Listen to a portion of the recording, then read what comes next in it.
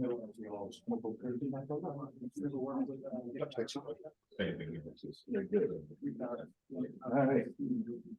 Well, good morning. Name is Ray Bracken. A full member of IIMS and member of SAMS. So we're going to talk a little bit about GPS, where it came from, where it is now, and then into some internet security that I think bothers everybody on a day-to-day basis. So that's kind of where I was trying to focusing. So the original GPS was back in the 1960s. It was started out by the Navy so they could track down submarines. There, it's a medium orbit. It's about 12,500 miles up is where the satellites actually reside right now. And they circle the globe about twice each day. That was the original plan. Okay, so they've obviously expanded that. And there's actually two different systems right now. The precision positioning system, which is reserved for government military organizations, and then the standard, which is what we use in our everyday life, our global, our phones, or our GPS in our car and everything else. The reason for the two systems was originally when the GPS was rolled out, everybody used it. While the military couldn't give that pinpoint accuracy to, John Q. public, they were worried about it being used against us and everything else. And they found out through accident that like planes originally couldn't miss the runway because of the inaccuracy of the GPSs. And so that was the reason why they come up with something that they could keep control of, to try and make everything more accurate. But the original Navy was to track subs around the globe, which was kind of cool. There was six satellites originally. It's now up to, I believe, 24 and growing. So again, they wanted to ensure a robust timing, so where they could do. They use radio waves as well as the satellite to bounce to. The now GPS has been taken over by the Air Force, so or the Chair Force, depending upon which service you're in. But again, it was expanded to 24 satellites. And in the mid-90s, it was fully operational. Again, we don't know all that we are allowed to say one way or another. I'm sure of that. The interesting, part is that we're not the only satellites up there, obviously. But when you actually use a phone and we're locking in wherever we are around the globe, we're sharing with Chinese, Russians, anybody else that's put a satellite up as well as ours. On our little handheld computer that everybody carry, our electronic leash, as I call it, because everybody don't leave home without it, right?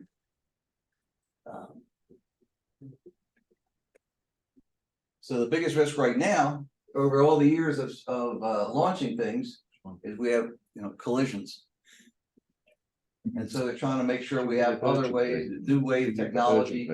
I know when we were developing stuff for soldiers over in Afghanistan, we were exploring other options that use the atomic clock. And the reason being, we had a squad of soldiers that were trapped under a bridge for 3 days because they were in an area that was GPS denied, and they were worried about getting taken out by our own folks, thinking because an aircraft going overhead didn't know where they were. And because they couldn't pinpoint them with the GPS, they just huddled under them. So we're trying to find different ways for the boots on the ground to be able to know where everybody is. The new electronic soldier has everything on their wrist now, which is kind of neat. With the world, the new, so it's the new Galaxy with the flex phone that everything folds in half and everything else. Well, we've had that out for years, where it literally was the original was a monochrome.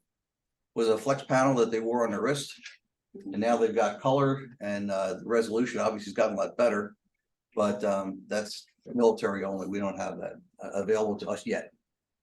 Again, the GPS chips, interestingly enough, don't actually read from the satellite. The GPS in your phones read radio waves, so it uses triangulation between towers, and so that was it's a misnomer that everybody thinks that Big Brother's watching, but you can even like again I said, if you can turn the Wi-Fi turned on, GPS off, because of the way it triangulates, they'll still find where you are. Your location is still pretty accurate now.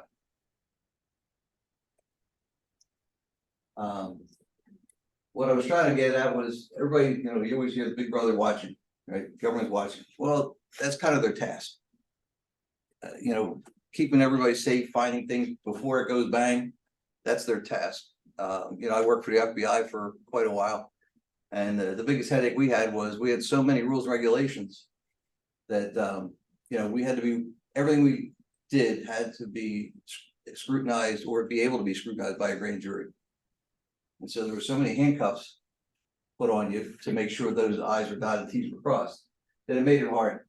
But again, the military and with the Department of Defense and Department of Justice, it's like two different families. Now they've gone to, the government is directing wherever it goes to cloud technologies. Because they want to be able to share information back and forth. Well, by law, there's a lot of stuff the military has available to them that they can't share even to law enforcement.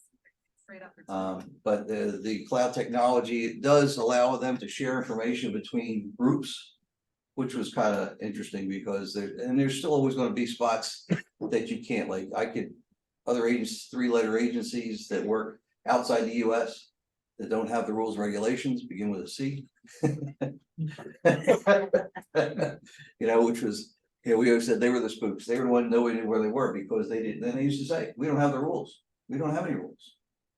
But we always had to worry about that. If somebody come in and said, you know, we're going to send you a Freedom of Information Act, you can't say no. I got to give it to you. And so we always had to make sure that that was something we watched. But anyway, with the cloud technologies and internet security, it also opened up a lot of stuff. We all know bad guys steal identities, information, victims at scenes, scams and schemes. So internet security, everybody, medical devices, software, everybody has an account. You got to open up an account, give a username, come up with a password, you know, how do you keep it straight? You know, now they want complex passwords. Oh, you can't do it, you know, 2, 3, 4 characters. They want 12 characters, right? How many of you use the same password each time? Cross devices, right? Yeah, we all do. Or we use the same password and we add an 01, or we add an exclamation mark, right? Or a question mark. You know, write them down on a sticky note, stick it on the back of the keyboard. You know, that was it was funny. But one colonel I worked with, his resolution was he would take his fingers and go diagonally across the keyboard. Rip, rip, rip, rip. He had 4 rows and he was done. When they said move it or change it, he'd move over 1 row. And that was the way he did it. Everybody knew it. It was just like Walker. You could hear him coming. So anyway, so again, what makes a password strong? It's going to be hard to guess or breaking with advanced brute force, which is amazing. Okay, should be minimum 12 to 14 characters. How can you remember all that for every account? It's virtually impossible, you know. Do you want to, you know, we used to, if you go into somebody's cube in their office or in their office in their house, look around what's on the wall, look around what's on the desk. I can pretty much guess what is going to be on your password. And so, you know, stuff that we're going to remember. So how do we get around it? And then when you're away from home, how do you remember it? You know, everybody's got it in their wallet, on a cheat sheet, or some sort of a way to get into it. There's a lot of new software, not new, but it's called password managers. I personally use one called LastPass. I've been using it for years. Part of the reason is it's free for personal use. I actually upgraded. I bought a family plan, so each one of the kids have it. The neat part is it's fully encrypted. It's synchronized between your phone and your computer, or you can log into a website. If you don't have either one, you could, if you're on somebody else's computer, which allows you to have your passwords with you. The idea was right now, computers are so smart, so fast. You know, they always talk about, you know, the phone, the computer you have in your phone could launch the space shuttle, you know. But computers by themselves are so fast and faster that they can be cracked instantly. Here's a, I don't know if you can read this, but if you've got a numbers only password, even up to 11 characters, we can crack it instantly with a computer. And by just, you know, if you did lowercase, you know, it'll take a couple of seconds. But by just doing some minor changes, adding an upper or a lower, upper, lower, you can extend that out where it can almost become virtually impossible for even a computer to do it. But how do you do that and remember them all for each one? So this is just something that I thought was kind of interesting. I didn't realize how quickly we could crack. You know, and the new kids today, that's what they do. They know how to do this. They've grown up with it. Us young folks in the room here, computers were introduced while we were, coming up. So, and you look at folks that are still around that are older than us, can't even know how to turn one on. They're scared to death. They're going to break it. So this is something that, what I like about this particular one, it's fully encrypted. It's got, even if you're not attached, you can still get your password. What's kind of neat is you can actually dial up what type of password you want. Some say you can't use special characters, I can turn it off. And I'm just using LastPass because I'm familiar with it. They all basically do the same thing. And like every other piece of software, this year, this one's the best. Next year, that one's the best, and back and forth. I just want something that I know my stuff is secure for me, secure for anybody. I only remember one password, and that's the master password to get into here. The only thing I would say, if you do something like this, I would say usually somewhere in there is an emergency backdoor in case something happens to you, you get hit by the bus, whatever. Somebody else can get to your stuff for your accounts, banking, whatever else you put in there. You can do secure notes for medical stuff. You can take pictures and store them in there.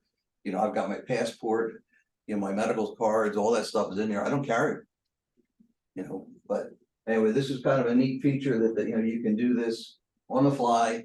And then I said, it's just something I thought was that more and more, we're going to need this going, as now they got two-factor authentication where they either send you a text or an email, things like that. Some of them have their own authenticators you can use.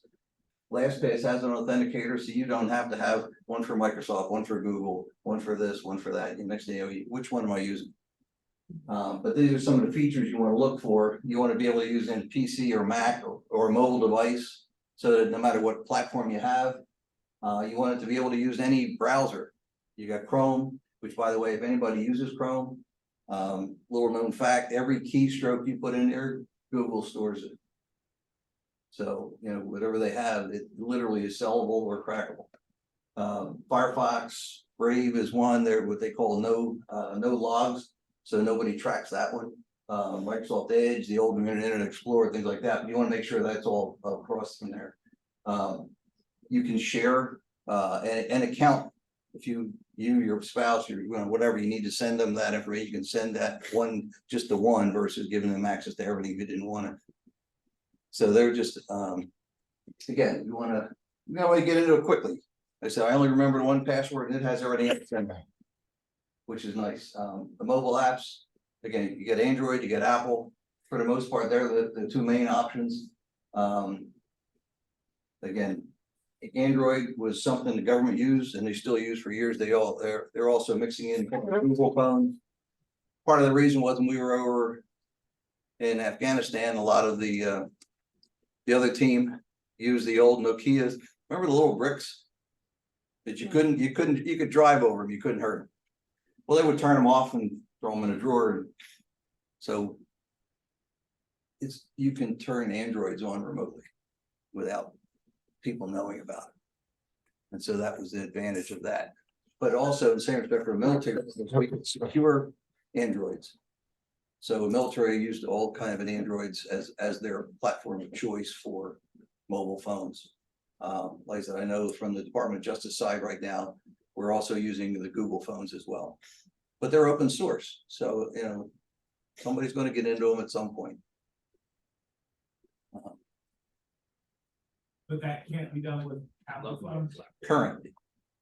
I'm getting Apple. Well, it is, and there's a give and pay, like getting it so that, we always talk about shoulder surfing, right? So somebody's sitting there watching you and you're doing a pattern or you're doing your pin, and, now I know how to get into your phone. Well, the old, I don't know, the Google is the one that I know for sure has a fingerprint on the back. That's how you get into your phone. Apple and some of the other ones use face recognition. So there's different ways to secure that, but you're always, nobody thinks about it. I'm staying next to, Mike or, and I'm putting my pin in. Well, somebody's quick at watching what I do. They can pretty well guess how to get into my phone if I'm not sitting there. So, but On that note, what was the final outcome of the San Bernardino shooter with, they wanted his thumb. right, He was dead, but they needed his thumbprint to open his phone, right. and Apple did not want to provide that. Well, Did it ever get open? They didn't have his thumb. They got an 13-year-old kid. No way. Yeah. Well, Took a while. Well, you only get 3 tries though. Well, it depends on how it's set. Okay, by default, I think it's 10. Oh, okay. Then you gotta wait. Yeah, but yeah. And then along with the passwords is, we're worried about, all the spams. Some of the new emails coming through are looking so realistic. I get QuickBooks, I get I get UPS, I get, well, this one came in the other day and I thought. So if you look at these, it's like, which one's right?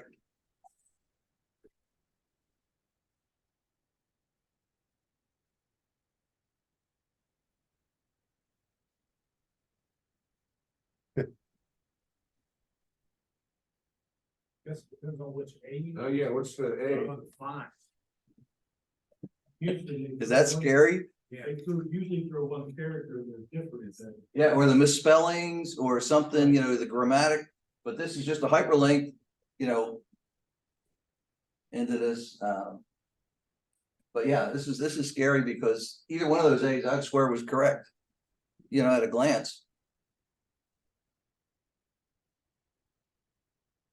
So that was pretty, anyway, that's.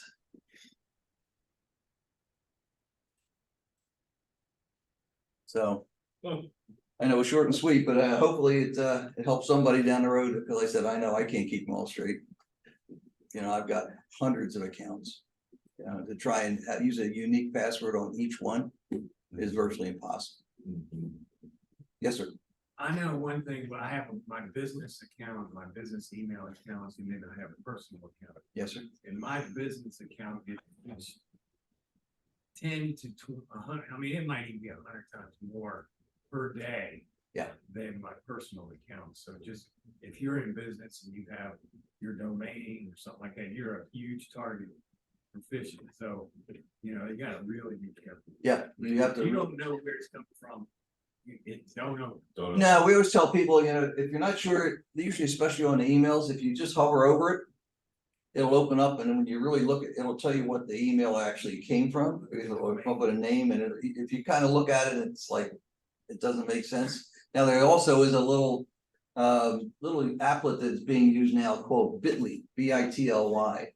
And what that does, it shortens the URL. So you can't actually see what the entire URL is, so you click on it. So it makes it, even harder to, but if you just hover over an email or hyperlink, you can kind of discern whether it's a BS or not. If you open up on your cell phone, like Dave said, you really don't know what it is, you've got the cell phone. Right. That does it, proper cell phone. Depends on the phone. Okay, so your Androids are open source. And the Apples are much more secure. But yes, there's always a possibility because that it's just because of the two different options. So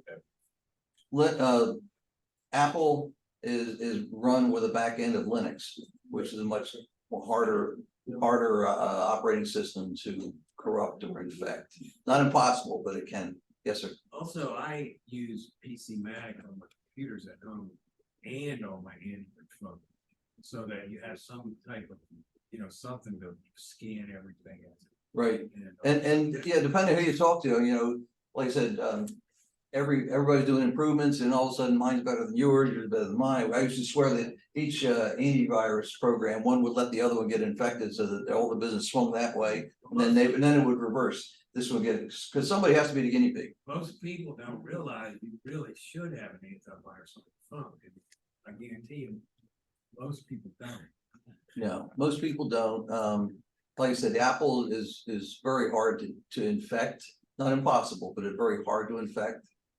So they say you generally don't need it for an apple, and I'm not promoting apple, don't get me wrong, but you know, it's just one of those, you just gotta know what you're doing and be careful, and it's only gonna get harder as we continue the technology and the kids and the folks that can code.